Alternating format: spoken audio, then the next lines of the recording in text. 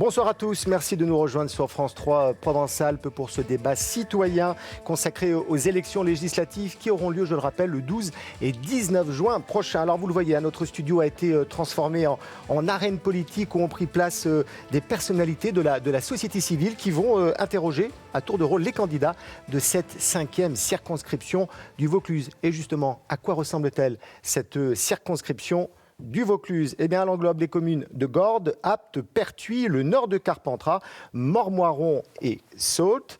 Sa population est de à peu près 111 000 habitants selon le dernier recensement de l'INSEE. Autre rappel, lors des élections, les dernières élections législatives en 2017, c'est le candidat Les Républicains, Julien Aubert, qui a été élu avec une très faible avance sur le candidat Jean Viard de La République En Marche. Voilà.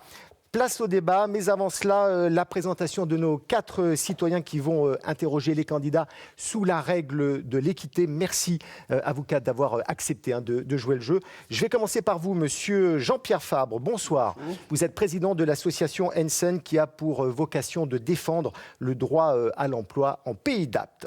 Bruno Bartosetti, bonsoir monsieur. Vous êtes le secrétaire national délégué de la zone sud de l'unité SGP Police FO. Christophe Combes. Bonsoir. Bonsoir. Vous êtes porte-parole ambulancier du SMUR et membre du collectif Santé en danger. Et enfin, monsieur Joël Bouscarle. Bonsoir, monsieur. Bonsoir. Vous êtes le président du syndicat des vignerons AOP du Luberon. Voilà, les présentations étant faites. Sans plus attendre, nous allons débuter ces échanges. Et j'appelle notre première candidate, Catherine Chavrier, du parti Reconquête d'Éric Zemmour. Bonsoir, madame. Monsieur, bonjour. Et nous allons parler santé avec vous, monsieur Combes. Bonsoir. Donc voilà, première question. Que feriez-vous pour tous les oubliés du Ségur et comment rendre attractifs les métiers de la santé? Alors pour répondre à votre question, je vais redonner quelques éléments de contexte. La pandémie de Covid-19 a mis en évidence la fragilité de notre système de santé qui était laissé pour compte depuis de nombreuses années, vous le savez. 80 000 lits fermés en 20 ans. Aujourd'hui, les urgentistes, 25% de postes vacants en PACA. Vous faites encore la une de la Provence ce matin. Donc des services d'urgence débordés. Notre solution, c'est d'abord un grand plan d'investissement pour rebâtir l'hôpital public. Dans votre programme, il y a 40 000 personnels hospitaliers qui devraient être embauchés si vous étiez, exactement. Au pouvoir. Mais donc voilà, c'est rebâtir le plan. Et comment on rebâtit un plan pour l'hôpital public? Bon, déjà, revaloriser le métier de soignant pour attirer à nouveau les jeunes. Ça paraît évident, mais ça passe aussi par des augmentations de salaire. Nous, on avait parlé de 12% de salaire pour les aides-soignants et les infirmiers. Il y a aussi par rapport au personnel médical, donc les médecins, les chirurgiens, l'idée c'est d'avoir une meilleure projection des besoins pour adapter le nombre de médecins à former à 10 ans, à 5 ans, disons 10 ans si on prend la moyenne des études de 10 ans. Éric Zemmour avait parlé d'un doublement des capacités en 5 ans. Aujourd'hui, on voit que sur les spécialités, sur les médecines spéciales, par exemple la pédiatrie, la chirurgie pédiatrique, on ne forme plus personne. Et vous avez de nombreux CHU où vous n'avez plus cette spécialité. On va passer on va parler de la sécurité avec monsieur Bartosetti. Monsieur Bartosetti, c'est à vous. Bonsoir. Bonsoir. Voilà, comme vous le savez, aujourd'hui, notre société est en crise. Sur un plan sécuritaire. Mais au-delà de cette crise, tout ne doit pas reposer, comme vous le savez, sur les épaules de la police. Et je pense aussi à mes amis gendarmes ainsi que la justice. Quels moyens vous allez donner justement à cette justice pour mieux fonctionner? Quels moyens vous allez donner aussi peut-être à d'autres acteurs sociaux ou des médiateurs pour travailler autour de cette police et de cette gendarmerie qui aujourd'hui également souffrent en interne d'une difficulté de fonctionnement, même s'il y a eu un recrutement, la crise de la vocation se ressent dans nos rangs. Quels moyens vous allez donner désolé pour ma question qui est longue, qui est chargée de questions, mais quels moyens vous allez donner justement à tout le service public? Voilà, je comprends la crise de la vocation. Si on tient compte de tout ce qui arrive tous les jours et tout ce qu'on lit dans les journaux, on peut comprendre qu'on soit un petit peu timide pour rentrer, pour devenir soit gendarme, soit policier. Donc ça, c'est un fait. Nous, en fait, oui, évidemment, l'idée, c'est quand même d'augmenter. Vous avez dit, on a augmenté, je crois que l'année dernière, 10 000 policiers à Marseille, etc. Donc oui, on peut On peut faire du quantitatif, mais vous avez absolument raison, il faut faire du qualitatif. Donc nous, ce qu'on préconisait, c'était augmenter vos moyens matériels, le matériel de service, c'est-à-dire déjà les locaux, la façon dont vous êtes organisé. Quand on va dans un commissariat, on voit un petit peu parfois la vétusté des bureaux, l'informatique, les saisies, etc. Donc tout ça vous fait perdre aussi du temps parce qu'en termes numériques, vous n'êtes peut-être pas au top de l'organisation. Et très rapidement, madame. Encore plus rapidement. Donc voilà. Donc nous, on vous. Alors oui, ici, il y a un truc très important, c'est en ce qui concerne, je voulais vous dire, les réseaux de drogue et le démantèlement des réseaux de drogue. Là, nous avions pensé à créer une force spéciale qui allie la police, la justice et les douanes, qui puissent vraiment sur le terrain vous aider concrètement. Allez, on va parler agriculture avec Monsieur Bouscarl. Bonsoir. Vous le savez, nous sommes dans une période forte de changement climatique et on parle beaucoup de décarbonation de l'industrie. L'agriculture a un rôle à jouer dans ce bilan carbone puisque les plantes naturellement absorbent le carbone pour restituer de l'oxygène. Quel place pensez-vous donner à l'agriculture dans ce combat contre le carbone? Alors très, très, très bon sujet auquel je suis particulièrement sensible. Nous, notre priorité, ce serait d'allouer des budgets pour l'agroclimatologie et pour la recherche et pour la science en général. L'agroclimatologie, bon, on le sait, hein, c'est tout ce qui arrive aujourd'hui, l'irrigation connectée, la récupération des eaux en saison hivernale, des nouvelles filières agricoles. Pensez, comme vous le dites, au problème d'absorption du CO2, puisque aujourd'hui on a de moins en moins de prairies, donc on capte de moins en moins le dioxyde de carbone. Donc qu'est-ce qu'on fait des friches ? Est-ce que toutes les friches vont être réhabilitées en nouvelle exploitation ou est-ce qu'on n'en garderait pas un petit peu aussi pour pouvoir réabsorber ce dioxyde de carbone? Il y a le sujet aussi de l'agriculture de conservation des sols. Est-ce que sur certains sols, on ne peut pas, sauf les sols argileux, on ne peut pas imaginer de ne pas toujours labourer, de semer en surface? Là, on est dans ces sujets d'agro-climatologie. Il y a aussi, je voulais parler des bâtiments. Vous êtes dans la viticulture, mais il y a aussi l'élevage.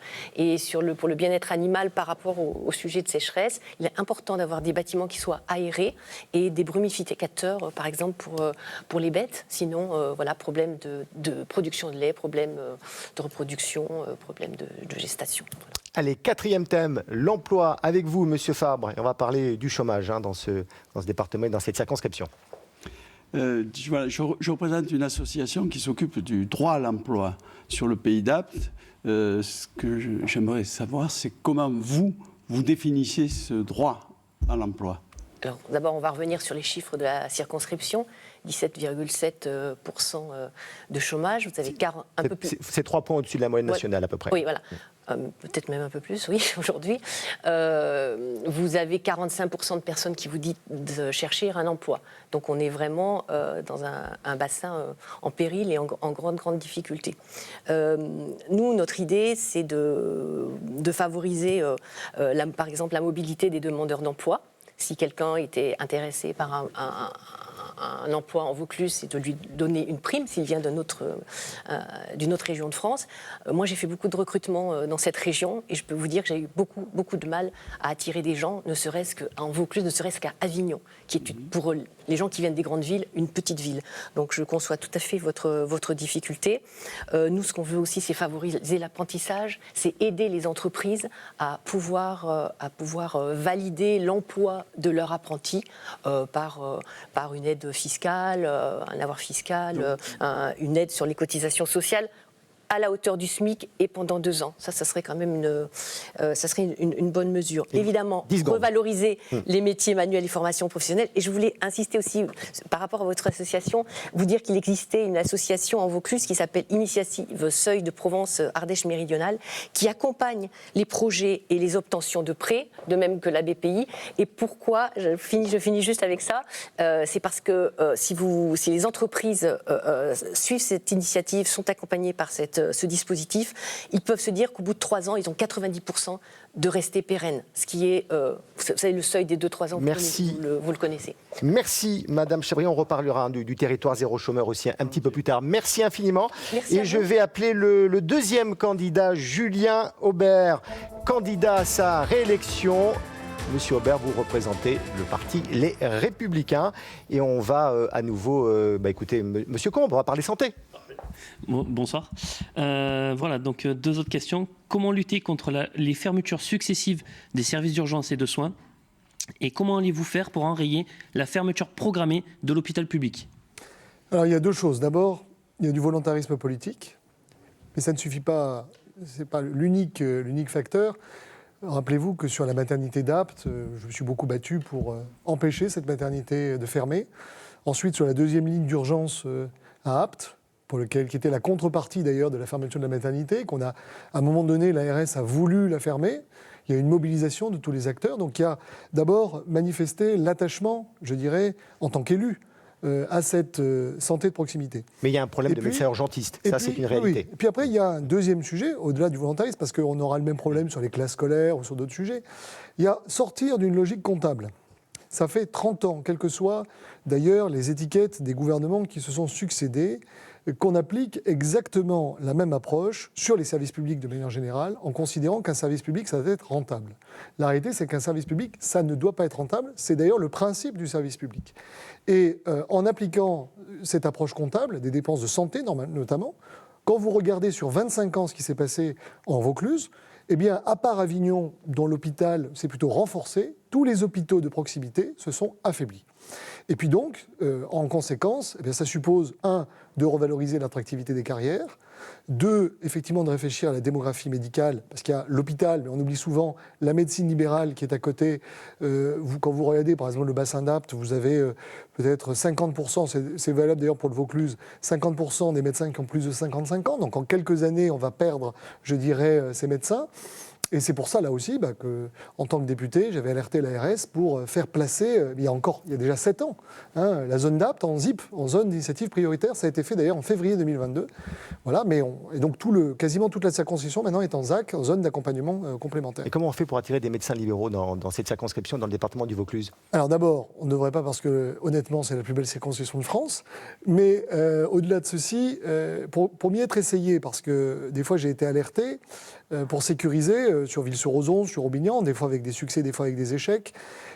On ne pourra pas se passer. Le numerus clausus n'a pas été supprimé, il a été assoupli. Donc il donnera ses effets dans 10 ans. Donc en réalité, on va avoir besoin, 1, de médecins étrangers. C'est un peu malheureusement comme les prêtres, c'est-à-dire que vous avez un déficit, si vous voulez, temporaire. Et puis 2, il faut aussi revoir certaines règles très simples. Quand un médecin fait, je dirais, le week-end des gardes, il faut, si vous voulez, que ce soit le plus défiscalisé possible.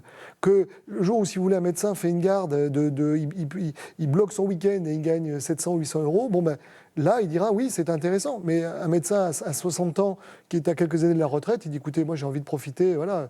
Donc si vous me faites l'aumône, ou si en plus il faut tout gérer parce qu'il y a de moins en moins de médecins, écoutez, vous ferez sans moi. On va parler sécurité, M. Bartosetti. Bonsoir. Vous venez de parler du service public et effectivement, je vous rejoins, ça ne doit pas être rentable. Et la police et mes amis gendarmes doivent travailler sereinement. C'est-à-dire que quand et comment vous allez procéder pour qu'on évite de continuer à nous mettre une pression énorme sur les chiffres, les stats, et ça c'est très important, quand on va donner les moyens à cette police et cette gendarmerie de travailler pour le service public avant tout, c'est-à-dire de donner aussi des moyens à la justice de fonctionner, je ne vais pas rentrer dans le populisme de dire qu'elle ne fait pas son travail, il faut leur donner les moyens aussi de fonctionner, et peut-être tous les acteurs sociaux qui peuvent y avoir autour parce qu'on sait, dans les rangs de la police et de la gendarmerie, que la sécurité ne doit pas reposer uniquement sur leurs épaules. Alors, je vais juste compléter la question. Vous aviez interpellé Gérald Darmanin au début de l'année sur la politique de sécurité du gouvernement et vous aviez déclaré qu'à Carpentras, par exemple, il n'y avait eu aucun renfort policier. Oui, alors le ministre m'a répondu par rapport aux amandiers. J'avais reçu une 50aine d'habitants qui vivent à côté de cette cité compliquée où il y a du trafic de drogue, qui voient régulièrement des gens traverser leur jardin en fuyant la police avec des coups de feu qui sont donnés en plein milieu de la journée. Ils ont des enfants, ils ont peur. Et donc j'avais effectivement réclamé plus de moyens, l'envoi de CRS et puis un commissariat de proximité. Je n'ai pas été écouté par le ministre, qui néanmoins a fait plusieurs descentes de police qui ont permis, et je tiens à féliciter les forces de police de Carpentras et d'Avignon, qui ont permis de juguler en partie, mais pas totalement. Et on le sait que tant qu'on n'aura pas une action volontariste en faisant du trafic de drogue, notamment la question numéro 1, parce qu'aujourd'hui c'est pas seulement un problème de ville, vous allez à Bedouin, vous allez à Aubignan, vous allez à Sceaux, vous avez la personne qui vend la drogue et en se renseignant un peu facilement, on sait très bien. Et les gens ne comprennent pas qu'on les laisse parce qu'on essaie de remonter les filières. C'est le problème numéro 1, M. Bartosetti, le problème de la drogue? Ah oui, en France, et dans la 5e circonscription, on est sur la problématique principale, avec effectivement un manque d'effectifs dans un commissariat comme celui de Carpentras. Vous avez 100 effectifs, il en faudrait 10% de plus minimum. J'avais recensé le manque de moyens, et en fait, par rapport à l'effectif théorique, mais vous avez le même problème au tribunal de Carpentras. Par rapport à entre l'effectif réel et l'effectif théorique, vous avez un fossé, au point même d'ailleurs que les magistrats, lors de leur dernière audience, disaient « nous sommes obligés de suspendre un certain nombre de procédures, donc les délais vont s'accumuler pour faire l'essentiel ». Et donc c'est toute une chaîne pénale. Après, il y a un deuxième sujet qui est le même problème que pour la santé. Prenez par exemple en zone gendarmerie, ce qui s'est passé, on a essayé de regrouper. Il y a eu à un moment donné une réorganisation qui n'a pas fonctionné d'ailleurs dans le département pour essayer de rendre, je dirais, plus flexibles les forces de gendarmerie. Moi, je suis attaché à la proximité parce que si on ne voit pas les gendarmes ou s'ils mettent 30 minutes pour venir, c'est compliqué. Il y a police et gendarmerie dans la 5e circonscription. Et puis troisièmement, vous avez raison, parce que la police ne peut pas tout, il y a de la répression, mais on voit bien que l'attitude par rapport aux forces de l'ordre et le lien avec les forces de l'ordre est un lien de plus en plus compliqué, plus pour la police d'ailleurs pour la gendarmerie, j'ai l'impression. Donc il faut renforcer ces acteurs de médiation. Monsieur Aubert, on va parler agriculture. Je sais que c'est très rapide, mais il faut que tout le monde puisse s'exprimer. Monsieur Bouscarle, pardon, allez-y. Oui, une question sur la sécurité alimentaire, puisque avec les années Covid que nous avons vécues, la guerre en Ukraine aujourd'hui au cœur de l'Europe, l'alimentation et l'agriculture sont subitement redevenues essentielles. Quels moyens mettrez-vous en œuvre pour redonner un nouveau souffle à l'agriculture française, à l'agriculture de la 5e circonscription, notamment en facilitant sa compétitivité par rapport à des modèles sociaux concurrentiels et très différents? Alors, ça fait longtemps moi, que je parle de souveraineté alimentaire, des formes de textes de souverainisme. Mais la souveraineté, ce n'est pas un vilain mot. Ça veut dire qu'on est indépendant sur des produits importants, nécessaires. Alors, tout n'est pas lié à l'Ukraine. Quand je vois le débat sur la moutarde de Dijon, je me dis que vraiment Kiev produisait beaucoup de choses avant la crise. On a en fait un problème, c'est que d'un côté, on a des normes écologiques. Et il y a une attente écologique évidente. Mais on rajoute des normes et les agriculteurs se retrouvent parfois piégés. Je prends par exemple la cerise, où on leur a dit, écoutez, interdiction d'utiliser le diméthoate, qui était le seul produit phytosanitaire nécessaire. Et en même temps, eh bien, vous avez la drosophile Suzuki qui ravage les cerises. Et en même temps, on a les frontières ouvertes, ce qui fait qu'on produit de moins en moins de cerises, mais qu'on mange des cerises traitées au diméthoate importées de Turquie. Donc il faudra bien comprendre à un moment donné que frontières ouvertes, plus... je dirais donc libre concurrence, plus normes écologiques, plus problèmes climatiques, à un moment donné, il va falloir mieux équilibrer ce triangle, sinon on va se retrouver avec la disparition d'un certain nombre d'agriculteurs. Et la cerise en est notamment concernée, mais la fraise, pareil, avec la concurrence déloyale. Et j'avais interpellé d'ailleurs le ministre, notamment au moment de la crise Covid, pour permettre à nos producteurs de vendre, je dirais, en entrée de gondole. Bon. La concurrence déloyale et la sécheresse aussi, pour la sécheresse. Alors, la fraise. Il y a des choses à faire sur les friches, notamment sur les céréales. Je pense qu'on peut on peut réimplanter de la céréale et on en aura besoin dans les années à venir. Et puis, à un moment donné, il faut instaurer un protectionnisme d'équilibre, c'est-à-dire considérer que des pays qui ont des normes sociales et écologiques différentes que les nôtres ne peuvent pas rentrer au même prix sur le territoire français. On va parler emploi avec vous, Monsieur Fabre.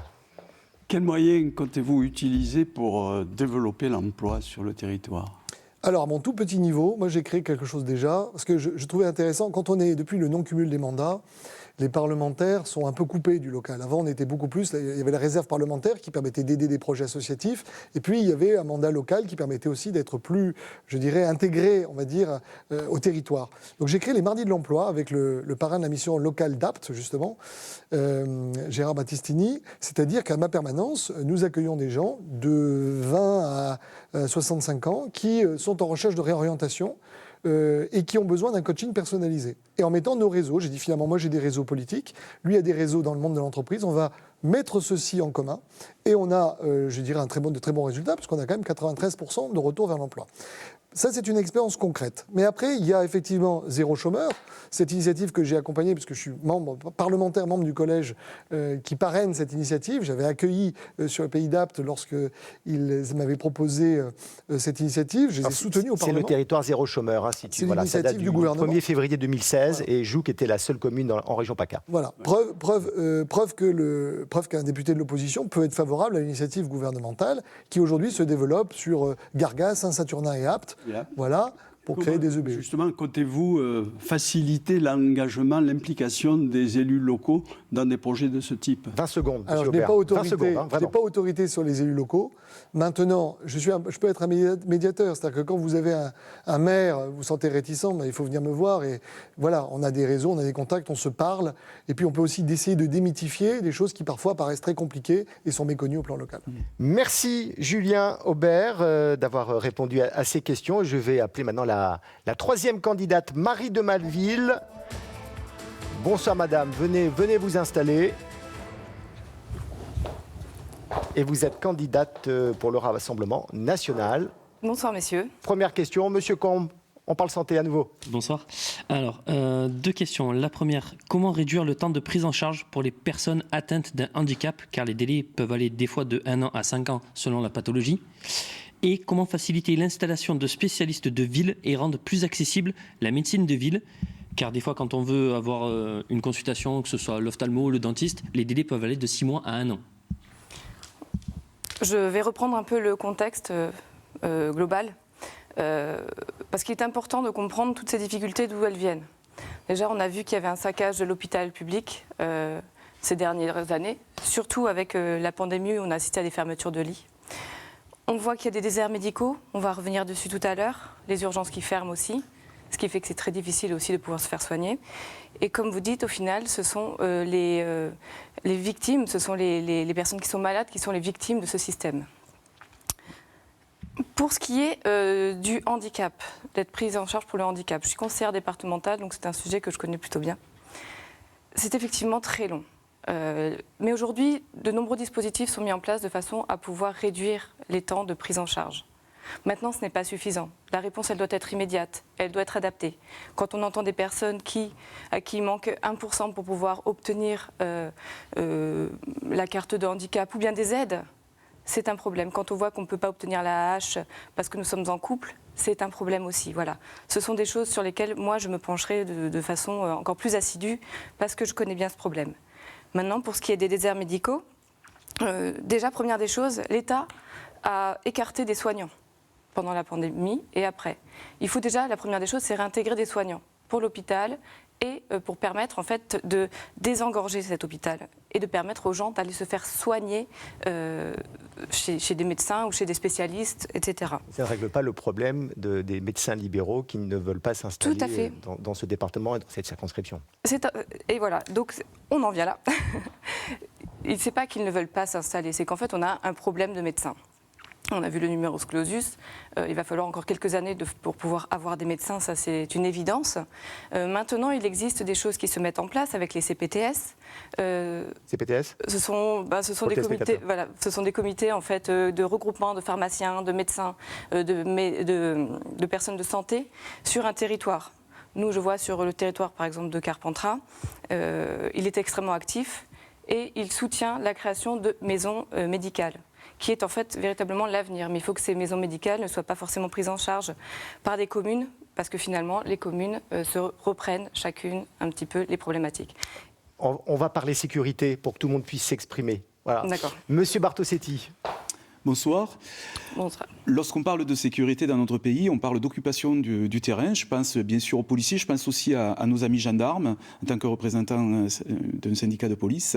Comment vous allez pouvoir articuler le travail police-justice, mais d'une manière bien précise, c'est sur les procédures pénales. C'est-à-dire que nos enquêteurs aujourd'hui passent beaucoup de temps sur ces procédures, c'est de plus en plus long. Malgré le recrutement de 10 000 policiers en 5 ans sur le territoire, il a fallu renforcer la DGSI, les renseignements territoriaux, et justement ces services d'enquête. Comment vous allez pouvoir fluidifier le travail des enquêteurs pour que la justice rende un travail bien meilleur et plus rapidement. Et si vous le permettez, une deuxième question, comment vous allez renforcer justement les magistrats dans l'exercice de leurs fonctions pour rendre justement un travail beaucoup plus rapide sur les décisions judiciaires. Vaste question, réponse plus courte. Je vais essayer de faire plus court que la question finalement. Pour reprendre aussi là le contexte, parce qu'il faut toujours remettre les choses dans leur contexte, c'est très important. Le problème que l'on a, c'est qu'en fait, la délinquance est de plus en plus importante aussi sur notre territoire. On s'en rend compte, le Vaucluse est un département hautement criminogène, et on assiste aussi à de plus en plus de violences intrafamiliales. Il y a plusieurs causes à cela. Déjà, on a une immigration qui est non maîtrisée. Donc les Français sont à la fois les victimes et en même temps les migrants. Les violences intrafamiliales ne sont pas toujours liées au problème de migration. Non, je parle de différents sujets. Et au final, la justice n'a pas les moyens de sa mission. Clairement, c'est ce que vous avez dit. Les peines de prison ne sont pas exécutées. Ça aussi. Alors vous voulez rétablir les peines planchées, vous, dans le programme du Rassemblement national. Voilà. Voilà. Si vous me retirez les mots de la bouche... Comme il restait 25 secondes, comme ça vous pouvez continuer. Voilà. Donc, effectivement, ce que vous me dites est tout à fait important, c'est que moi j'ai un ami policier, la première chose qu'il me dit c'est « Attends, j'ai arrêté un délinquant, je suis en train de taper mon rapport, il est déjà dehors, il me fait coucou, on ne peut rien faire pour lui. » Voilà, donc moi je porterai à l'Assemblée nationale les projets de loi qui seront là pour combattre le laxisme insoutenable de l'État. Parce que c'est ça en fait qui fait, aujourd'hui, on n'arrive plus à pouvoir faire en sorte que ces peines soient respectées, qu'on ait suffisamment de personnel. Voilà, c'est le problème du personnel et aussi du laxisme de l'État. Merci M. Bartosetti. M. Bouscarl pour l'agriculture. Oui, le Vaucluse et la 5e circonscription en particulier sont très spécialisés au niveau de l'agriculture. C'est une culture diversifiée, mais aussi très spécialisée, qui demande beaucoup de main-d'œuvre, qui est très difficile à recruter, surtout en période printanière et estivale. Quelles pistes envisagez-vous pour faciliter ce recrutement, que ce soit de la main-d'œuvre, mais aussi des chefs d'exploitation demain, pour renouveler les générations et en clair pour redonner de l'attractivité à ce magnifique métier? Oui. Effectivement, c'est un métier qui n'est plus attractif. Ce sont beaucoup d'heures, ce sont beaucoup de normes, ce sont et beaucoup de problématiques. On a déjà toute une problématique environnementale, etc. Bon, ce n'est pas là la question. Aujourd'hui, comment rendre attractif ce métier, c'est extrêmement compliqué, mais il faut arrêter d'assister, en fait, de faire l'assistanat pour l'agriculture. C'est-à-dire que nous avons l'Europe qui bloque énormément au niveau du travail agricole. Avec ses normes, avec ses quantités, avec ses quotas. Le besoin aujourd'hui, ça serait de laisser les agriculteurs pouvoir produire comme ils le souhaitent. Alors effectivement, la main-d'œuvre est compliquée, mais on peut trouver de la main-d'œuvre. Il y a différents pays qui peuvent venir, effectivement. Et puis, il faut vouloir former et rendre l'attractivité. Donc déjà, arrêter l'assistanat au niveau avec toutes les subventions de l'Europe qu'on peut donner aux agriculteurs. Ça, vous avez un problème de main-d'œuvre, M. Bouscarl? Oui. Ouais. On est en pleine saison en ce moment et on n'arrive pas à trouver des gens qui ont envie de travailler chez nous. Il y a 30 ans, on avait des gens qui venaient taper à la porte de la maison et qui voulaient travailler, qui pleuraient quasiment pour travailler. Aujourd'hui, on appelle et les gens ne viennent pas. Donc on a un vrai souci de recrutement de main-d'œuvre. Mais ce souci est effectivement important, mais d'un autre côté, on a une telle concurrence aussi déloyale, et ce qui fait qu'on a des coûts qui sont importants, et de pouvoir payer correctement ces agriculteurs est une problématique. Donc effectivement, on soulèvera cette question au niveau de l'Assemblée nationale de façon à pouvoir favoriser, permettre l'embauche de personnes sur le terrain et qui aujourd'hui n'est pas favorisée absolument pas avec la façon dont agit l'État et permet une agriculture en fait très concurrentielle sur l'ensemble de l'Europe. C'est aussi le problème, je pense qu'il faut interpréter. C'est facile d'embaucher sur le terrain, j'imagine. Hein. C'est très compliqué. C'est extrêmement compliqué, tout à fait. Moi, je l'ai vu il n'y a pas très longtemps avec des personnes qui font du raisin de table. Ils n'arrivent pas à recruter. Alors justement, on parle embauche, on va parler emploi avec M. Fabre, qui a pas mal de questions. Allez-y, M. Fabre, courte, hein, si possible. Une première question très, très courte. Connaissez-vous l'expérimentation territoire zéro chômeur de longue durée?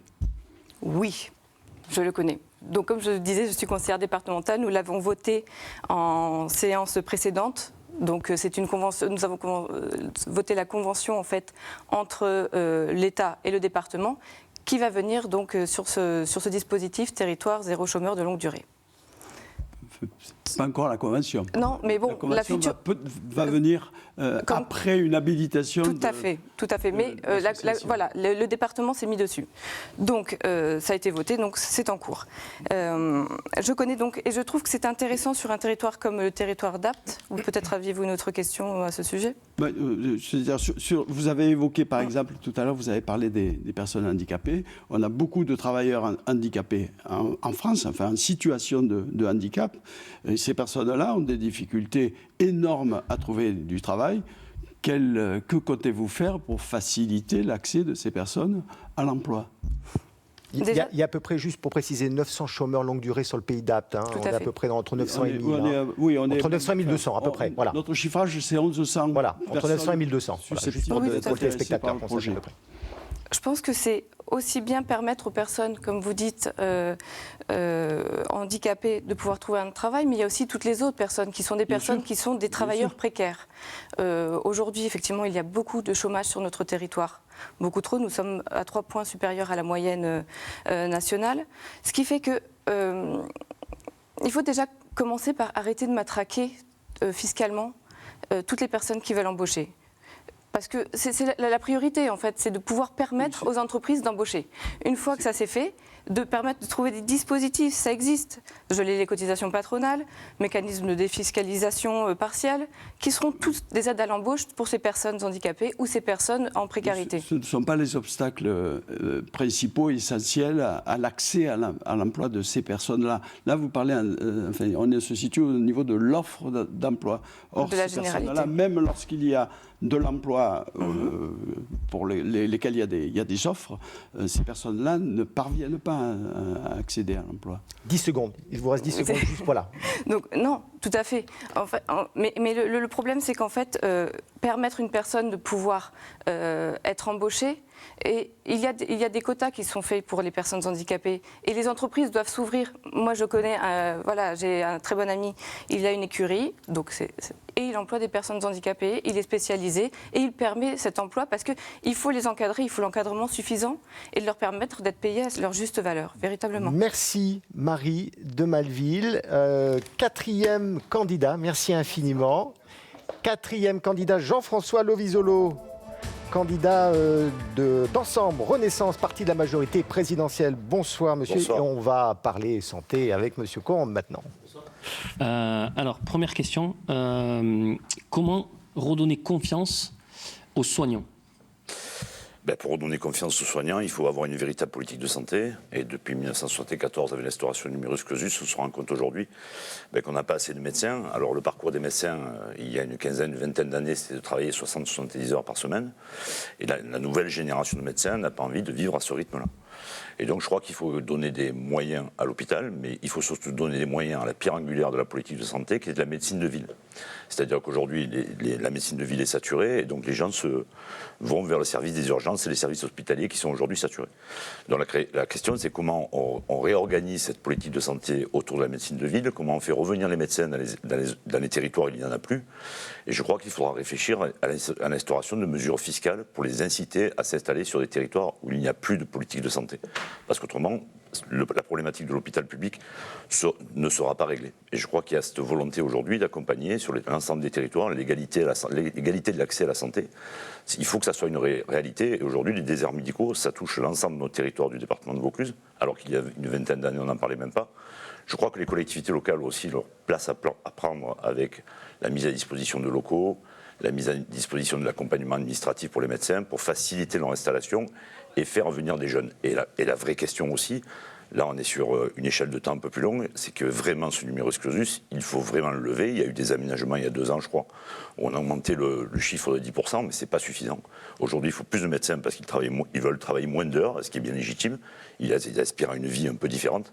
Et je crois qu'il faut accompagner, il faut faire un effort conjoint, collectivité locale, État, pour essayer de faire en sorte, et surtout revaloriser aussi le statut des soignants et des aides-soignants dans les hôpitaux, qui ont des métiers difficiles et qui n'arrivent plus à recruter, parce que c'est des métiers compliqués et mal payés. Est-ce qu'il faut revaloriser à nouveau les salaires ? Alors, le Ségur de la santé, c'est 180 € net à peu près pour je crois que c'est indispensable, notamment pour une partie des personnels, aides-soignants, soignants, infirmières, et sûrement les médecins, sûrement aussi, mais qui font un métier compliqué et difficile et qui sont indispensables à l'hôpital public. Que beaucoup de médecins qui travaillent dans le public nous disent dans le privé je gagnerai 2 fois plus. C'est une réalité, et en plus on n'est pas tenu par des astreintes et des gardes de nuit et des gardes de week-end.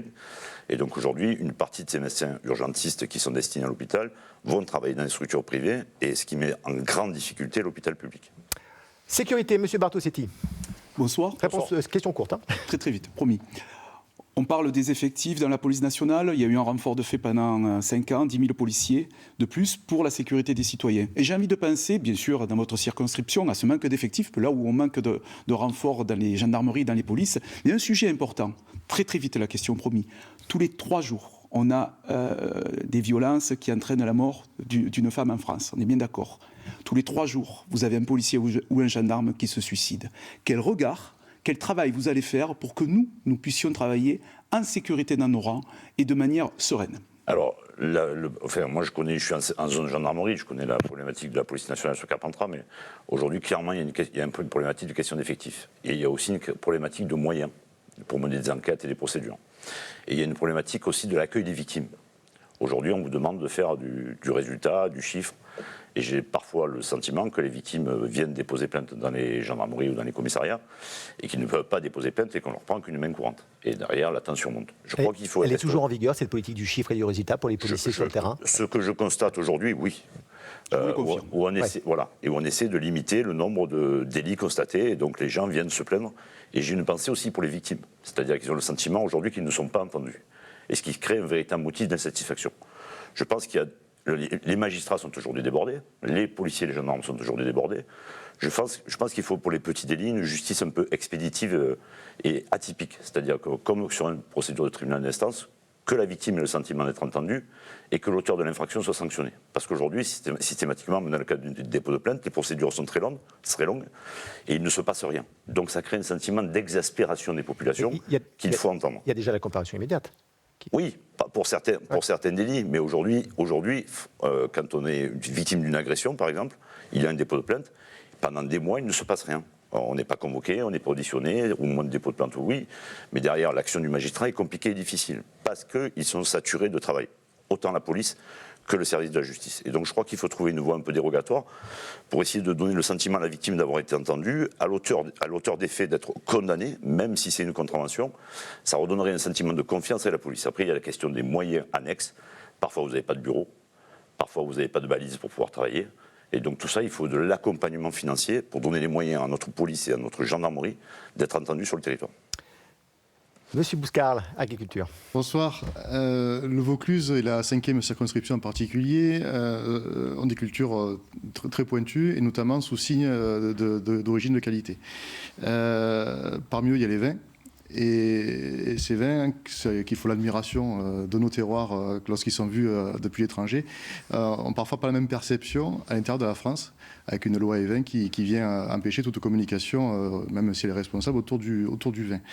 Remettrez-vous cette loi E20 sur la table, et ce qu'elle veut dire, et redonnerez-vous la fierté aux vignerons et le plaisir aux consommateurs de goûter à cet art de vivre, à cette tradition culturelle du vin à la française? Remettre en cause la loi E20, moi j'y suis favorable. Après, on verra en fonction de la majorité parlementaire ce qui sera décidé, mais en tant que citoyen, maire, élu local du territoire du Sud-Luberon, bien évidemment, je le souhaite, parce que c'est un facteur économique très important du territoire.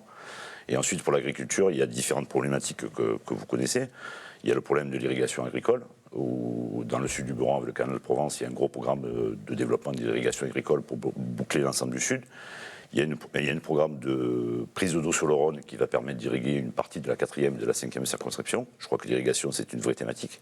Et après, comment on organise le renouvellement des générations? C'est-à-dire qu'aujourd'hui, quand vous êtes viticulteur sur le territoire et que vous êtes agriculteur, vous ne pouvez pas construire en zone agricole. Par contre, la réglementation, elle permet à n'importe quel éleveur de chats, de chiens et d'escargots de bénéficier d'un permis agricole. Donc ça crée une exaspération et on a du mal à installer des jeunes viticulteurs. Si je suis parlementaire, demain, je souhaite remettre en cause cette loi et permettre à nos agriculteurs de s'installer sur le territoire. Et troisième phase, il y a beaucoup de jachères viticoles sur lesquelles se développe une maladie qui se transmet au vignoble. Et l'État est incapable aujourd'hui d'aller contrôler ces exploitations privées pour faire en sorte d'obliger les propriétaires à arracher. Et je crois que la question de la jachère agricole, c'est une vraie préoccupation. Il faut redistribuer ces terres agricoles, il faut inciter les propriétaires à les mettre en exploitation et de repartir pour favoriser l'installation des jeunes et le développement des exploitations. Donc quelques thématiques comme celle-là, mais la loi E20, je crois qu'on partage un peu le même sentiment. Jean-Pierre Fabre pour l'emploi. Bonjour. Bonjour. Tous les demandeurs d'emploi ne sont pas à égalité dans leur recherche d'emploi. Parce que je voudrais savoir quels moyens spécifiques vous utiliseriez pour permettre aux chômeurs de longue durée d'accéder à l'emploi. Alors, chômeurs de longue durée, c'est ceux qui sont éloignés de l'emploi liés à des difficultés spécifiques et particulières. Par exemple, l'âge, le handicap, une absence de formation, une absence de qualification, pour parfois des jeunes aussi, qui sont en recherche de qualification. Et je crois que ces chômeurs de longue durée, il faut les accompagner. Par exemple, c'est l'expérimentation que vous menez sur Apt avec Zéro Chômeur, où là, tout le monde fait bloc, tous les acteurs publics, privés, institutionnels se regroupent pour essayer d'apporter des politiques publiques de formation, de qualification, des problèmes de mobilité et d'accompagnement de ces gens en situation de difficulté. Je crois que dans le programme Zéro Chômeur sur Apt, vous avez une 60aine de personnes qui sont aujourd'hui ciblées et qui vont être accompagnées. Et donc ça, c'est très bien. Après, l'activité économique, c'est aussi les entreprises. C'est-à-dire aujourd'hui, face à la réglementation zéro artificialisation nette des sols, on ne peut plus construire de zones d'activité dans les zones agricoles. Donc les entreprises veulent se développer, elles veulent se déployer, et on leur dit finalement, il n'y a plus de foncier disponible. Donc je crois que c'est une loi sur laquelle il faudra revenir pour faire en sorte que sur nos territoires, on puisse créer des zones d'activité pour accueillir des entreprises qui veulent développer une activité. Là, aujourd'hui, la logique, c'est de faire des politiques de grands ensembles, de grandes unités de zones d'activité. Mais je crois que nos territoires ruraux et périurbains ont aussi besoin de zones d'activité de proximité. L'apprentissage, il faut encore une montée en puissance. Je me permets, monsieur Fabre. L'apprentissage, la qualification chez les jeunes et même chez les chômeurs de longue durée plutôt âgés, je crois que c'est une nécessité. Et ce qui se passe sur le secteur d'Apt, c'est-à-dire une politique de qualification, d'accompagnement, de suivi, pour donner aux gens privés d'emploi depuis longtemps la confiance nécessaire pour retrouver une activité et ensuite les accompagner sur le chemin de la réinsertion. Et je crois que c'est une idée formidable qui devrait irriguer sur l'ensemble du territoire. C'est plus que ça, puisqu'il y a aussi le projet de création directement d'une entreprise à but d'emploi. D'une entreprise à but d'emploi. Et donc on forme les gens, on crée une entreprise à but d'emploi, on crée une activité, et derrière on redonne confiance aux gens, on recrée du lien social, et on lutte ainsi contre l'exclusion. Merci Jean-François Lovisolo. Je vais maintenant appeler la dernière candidate, Céline Sels, candidate pour la NUP. Venez madame, nous vous attendons. Bonjour. Installez-vous. Bonsoir madame. Et monsieur Combe. Enfin bonsoir. Alors, 2 questions. Que feriez-vous pour tous les oubliés du Ségur? Donc je pense notamment aux psychologues, aux manip radio, aux auxiliaires de puéricultrices, aux ambulanciers hospitaliers et SMUR.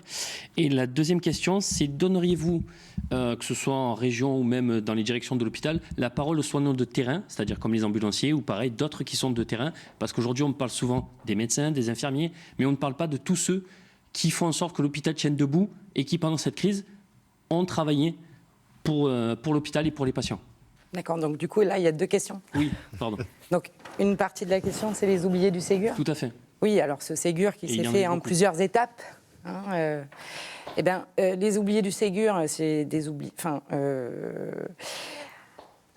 il va falloir juste dire qu'il faut revaloriser l'ensemble, en fait, des personnels soignants, médico-sociaux, etc.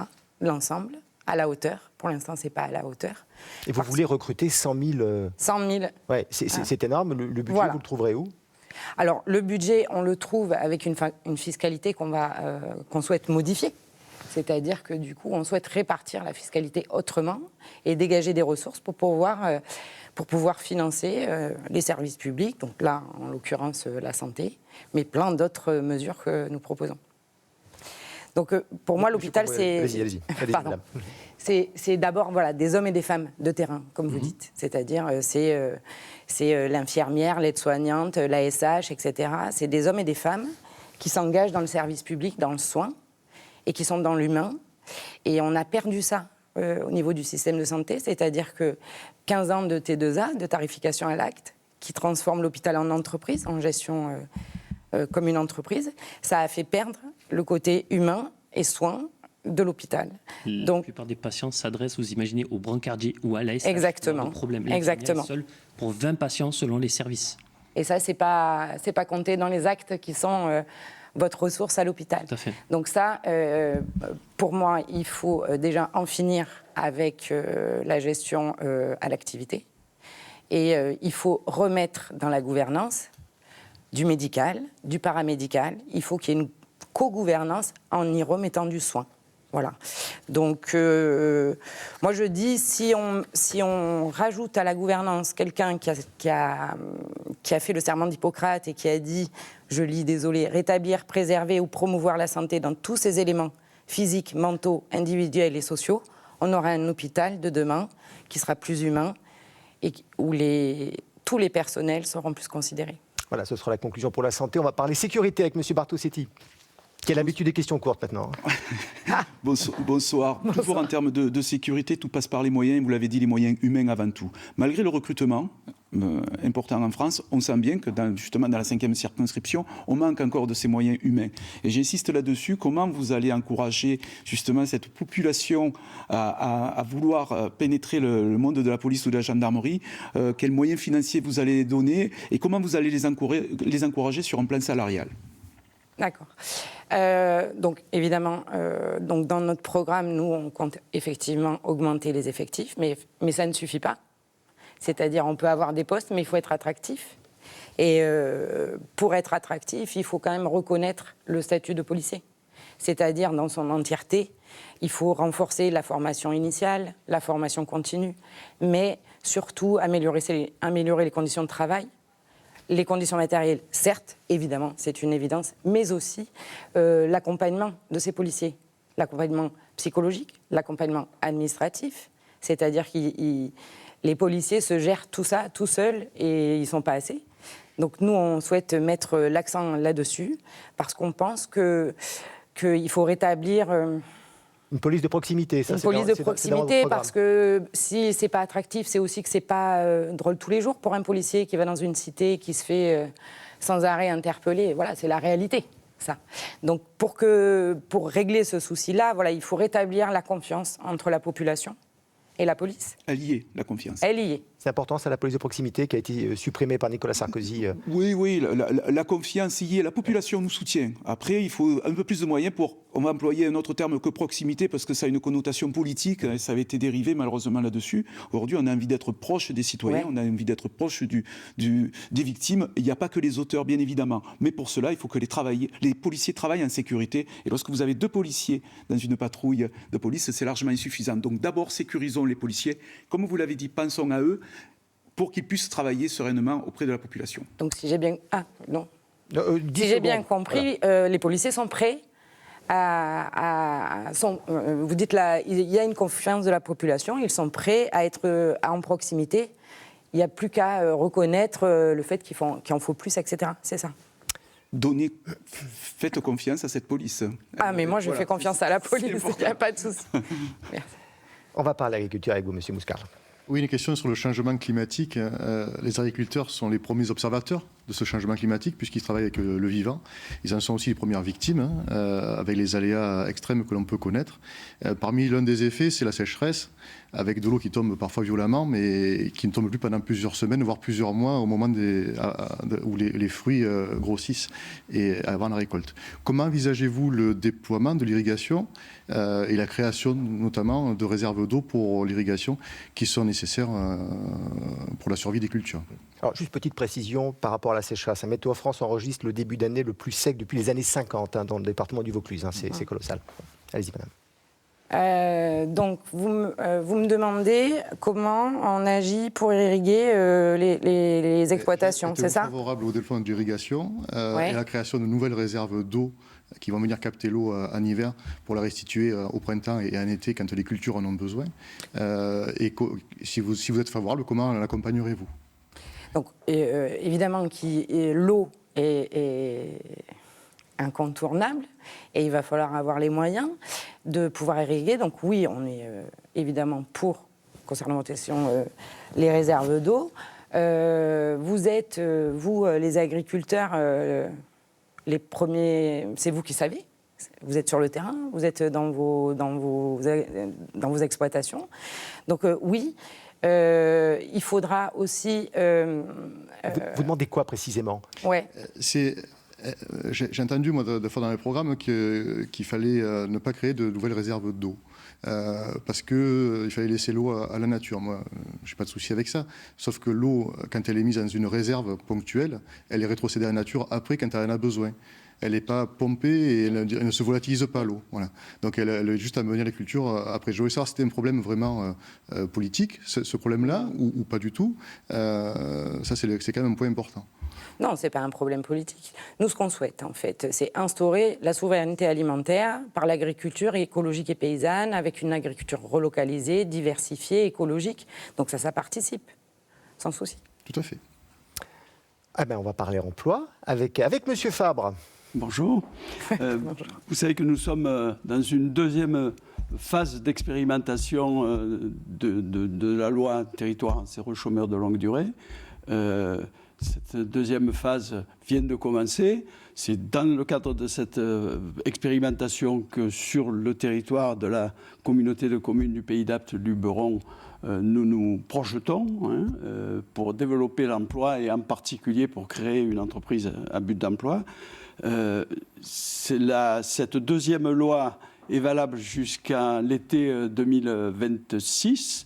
Une analyse va être faite de l'expérimentation sur le terrain et l'objectif, c'est de mettre en place une troisième loi. Alors, serez-vous favorable à la généralisation ou au moins au développement de l'expérimentation sur le territoire national?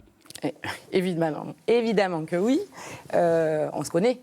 Donc moi, j'ai participé à la création de cette expérimentation sur le Pays d'Apt. J'en suis membre, etc. Évidemment, j'ai toujours soutenu l'association Zouvaille qui porte ce projet. Donc oui, je suis favorable. Je vous souhaite votre démarrage en juillet. Pour le Pays d'Apt. Nous, on souhaite de manière globale, de toute façon, établir la garantie de l'emploi pour les chômeurs de longue durée. Ça, c'est posé dans nos propositions. Et qui se voit proposer un emploi utile. Donc on est en plein dedans. Vous savez que dans la loi territoire zéro chômeur de longue durée, par hypothèse, les recrutements se font sans sélection, en contrat de durée indéterminée, avec pour objectif de travailler dans la transition écologique et dans les emplois durables. Vous avez repéré les secteurs d'activité nécessaires, ils sont déjà repérés. En fait, vous êtes en plein dans des mesures qu'on défend. Donc oui, évidemment, on est favorable que ça continue. Mais au-delà de ça, vous êtes les bâtisseurs de la résilience territoriale. C'est-à-dire qu'aujourd'hui, il va bien falloir entrer dans la transition écologique. Et pour ça va se baser sur des projets innovants comme les vôtres, sur des projets innovants d'entreprise aussi, d'associations, d'insertion. Et là, vous en êtes les acteurs. Vous êtes au cœur. Et parce que pour nous, la transition écologique passera par l'emploi. Et notamment par... En défendant d'ailleurs les emplois existants, puisque notre principe, c'est de ne pas faire concurrence à des emplois... Allez, c'est le mot de la fin. Ce débat citoyen touche à sa fin. Merci, Madame Sall. Tous les candidats de cette 5e circonscription vont s'afficher sur votre écran. Merci, Madame. Merci à vous quatre aussi d'avoir joué le jeu des questions-réponses. C'est pas toujours facile, mais j'espère que nous aurons participé à faire avancer un petit peu le débat démocratique dans notre région. Merci à vous de votre fidélité. Très belle soirée à tous sur France 3.